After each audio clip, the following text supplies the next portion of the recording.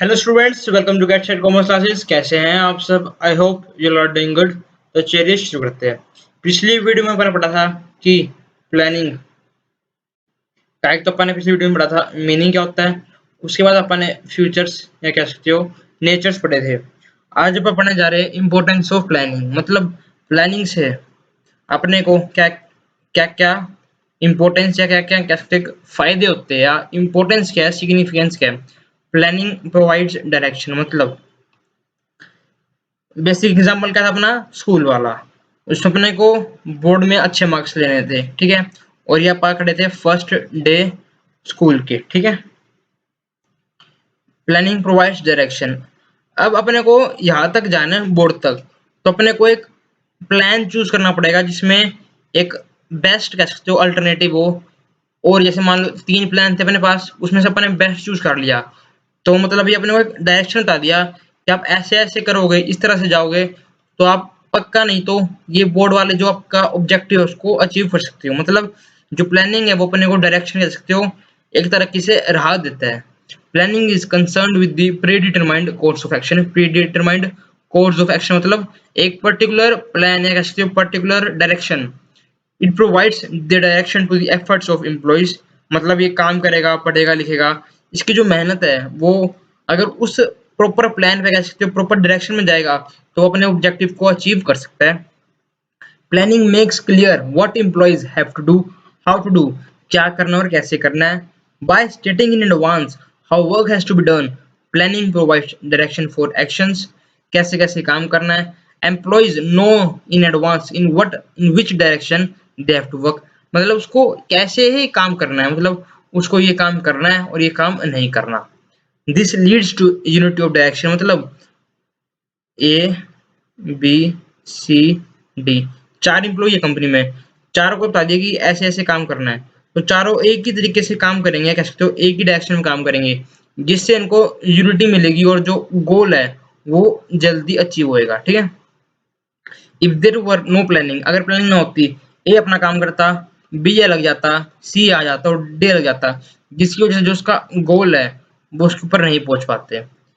If there were no planning, employees would be working in different directions and organization would not be able to achieve its desired goal, ठीक है।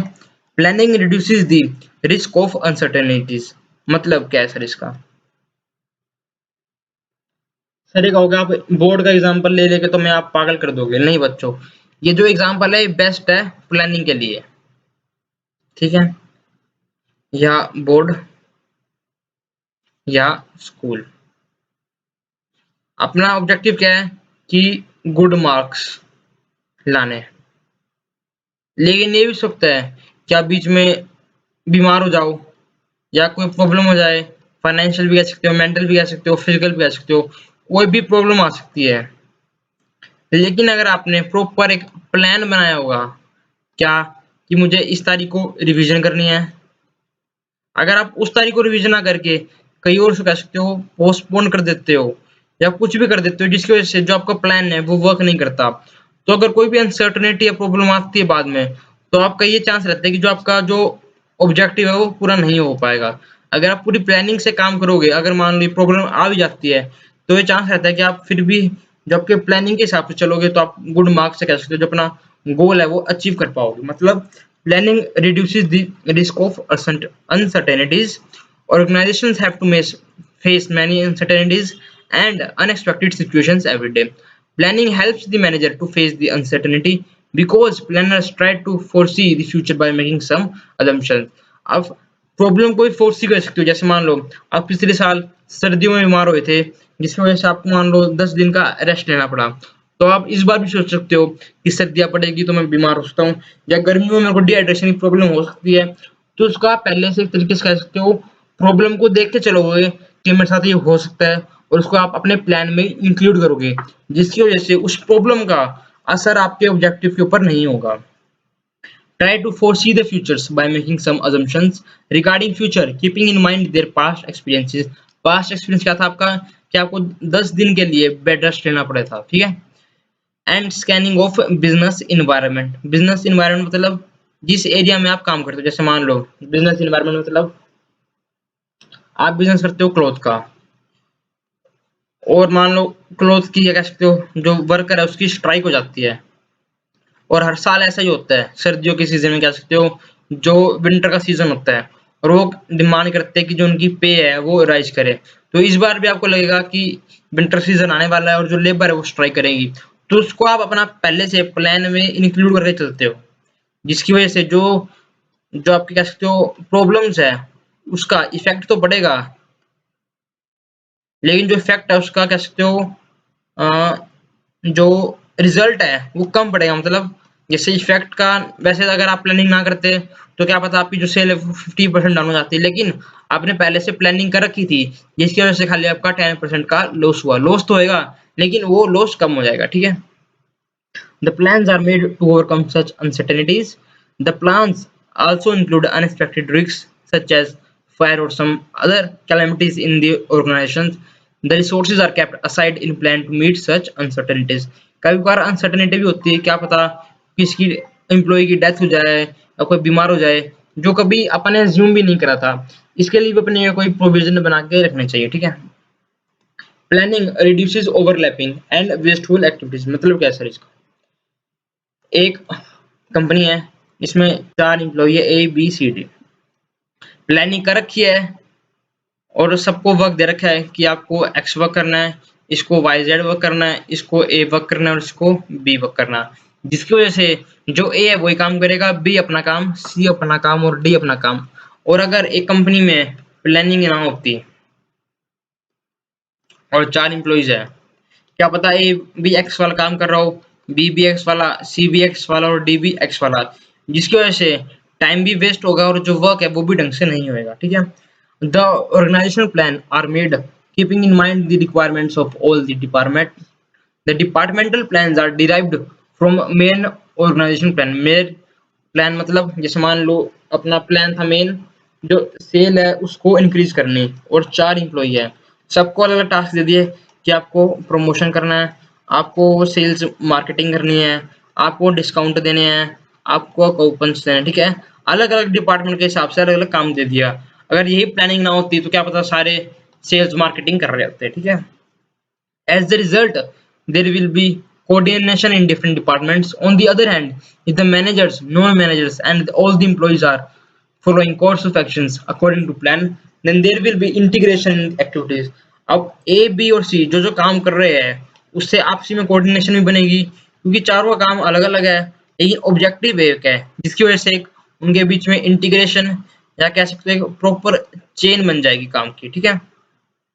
Plans ensure clarity of thoughts and actions and work can be carried out smoothly। मतलब plan ensure करता है, plan verify करता है कि जो thoughts है, मतलब एक ही थॉट्स क्या है, इसको प्रमोशन करना है तो उसके थॉट्स क्लियर है, कह सकते हो उसका काम क्लियर है जो उसको करना है, जिसकी वजह से काम कम हो जाएगा और वेस्टफुल एक्टिविटी भी नहीं होगी, ठीक है। Planning promotes innovative ideas. कैसे? Planning requires high thinking and it is an intellectual process. आपने पढ़ा था फीचर्स में भी कि एक मेंटल प्रोसेस जिसमें दिमाग की बहुत है, कह सकते हो दिमाग बहुत चलाना पड़ता है। So there is a great scope of finding better ideas.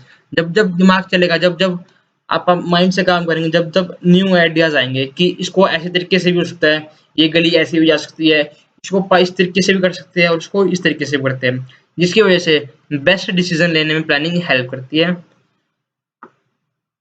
So there is a great scope of finding better ideas, better methods and procedures to perform a particular job. Planning process forces managers to think differently and assume the future conditions. So it makes the managers innovative and creative. क्योंकि जब वो अलग अलग process है जो अलग अलग वे के बारे में सोचेगा तो उसका जो दिमाग है वो भी ज्यादा काम करेगा और उसके पास ज्यादा आइडियाज आएंगे। फिर आता है प्लानिंग फैसिलिटेट्स डिसीजन मेकिंग। ये नहीं है आपके पास 3 आइडियाज है तो आप उससे आप प्लानिंग कर सकते हो। जैसे मान लो एक फर्स्ट कह सकते हो प्लान हो गया, सेकंड प्लान और थर्ड प्लान। जो प्लानिंग है वो आपको हेल्प करेगी अपने प्लान को, जो बेस्ट प्लान होएगा उसको फैसिलिटेट या अपने उस कंपनी में एक्सरसाइज करने की। मतलब आपने प्लान सोच लिया कि मुझे अपनी सेल ऐसे बढ़ानी है तो उसको आप अपने कंपनी में कह सकते हो इम्प्लीमेंट कर सकते हो, ठीक है। Planning helps the manager to take various decisions. As in planning goals are set in advance and predictions are made for future.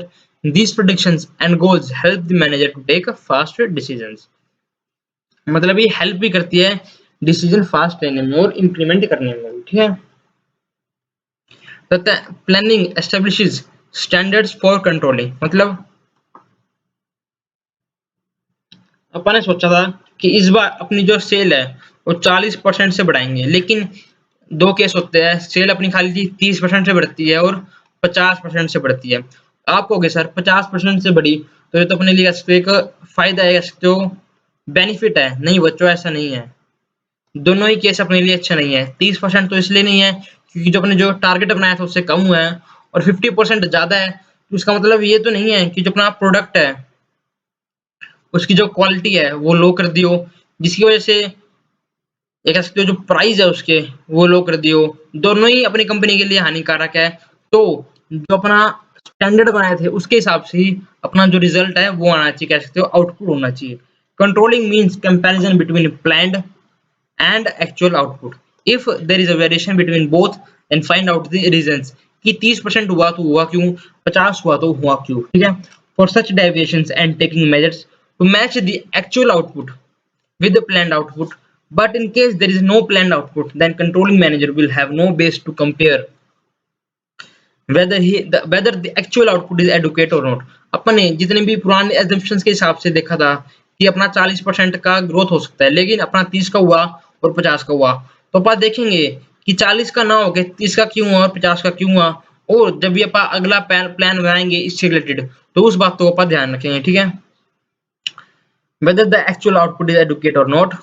For example, if the planned output for a week is 100, ये मैं समझा देता हूँ। अपने 40 सोचा, मान लो अपने पहले ही जो अपना स्टैंडर्ड है वो बहुत हाई कर लिया। पिछले स्टडी में बताती थी अपना मैक्सिमम 30 हो सकता था और अपना कैसे 29 हुआ, तो ये ठीक है। लेकिन जब अपने स्टैंडर्ड ही हाई कर लिया तो जो अपने रिजल्ट है वो भी खराब आएंगे। लेकिन इस बार मान लो 50% हुआ और अपने स्टैंडर्ड जो आउटपुट है वो 40% कर लिया, मतलब कम कर लिया।